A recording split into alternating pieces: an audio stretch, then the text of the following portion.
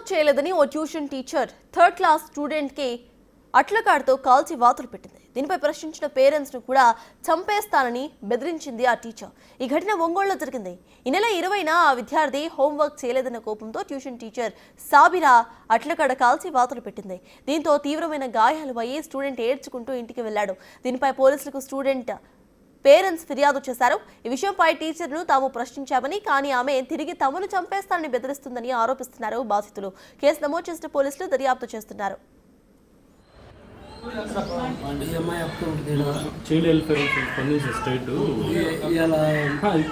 ఇప్పుడు మన వైపు మిస్టేక్ మనం ఎంత సాఫ్ట్గా మాట్లాడేషన్ ఇచ్చిందంట సార్ మేడం. ఇంపోజిషన్ ఇస్తే ఇంపోజిషన్ చేయలేదని చెప్పేసి అట్లకాడ వేరే పాపకి ఇచ్చిందంట సార్. అట్లకాడ వేరే పాపకి ఇచ్చి కాల్చుకోరమ్మని చెప్పిందంట.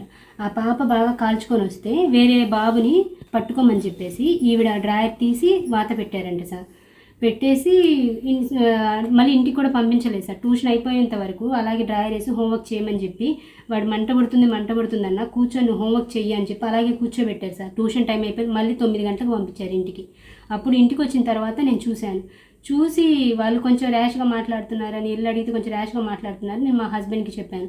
మా హస్బెండ్ కాల్ చేసి మాట్లాడారని చెప్పి, అంటే ఎందుకు ఇలా కాల్చారు ఏంటి అని అడిగారని మళ్ళీ నాకు వాళ్ళ హస్బెండ్ ఫోన్ చేసేసి చాలా హార్ష్గా అంటే బెదిరించినట్టుగా అలాగ మాట్లాడారు. మీరు ఏం చేసుకుంటారో చేసుకోండి, మీరు ఎంతమందిని తీసుకొస్తారో తీసుకొచ్చుకోండి, అసలు మీరు మమ్మల్ని అడిగేదానికి అధికారమే లేదు, మీరు వచ్చి మా ఇంటి దగ్గర వచ్చి అడగడానికే లేదు, ఎందుకు మీరు అడుగుతారు, కావాలంటే మీరు స్టేషన్కి వెళ్ళి కేసు పెట్టుకోండి, మీరు ఏం చేసుకుంటారో చేసుకోండి అని చాలా హార్ష్గా మాట్లాడారు సార్.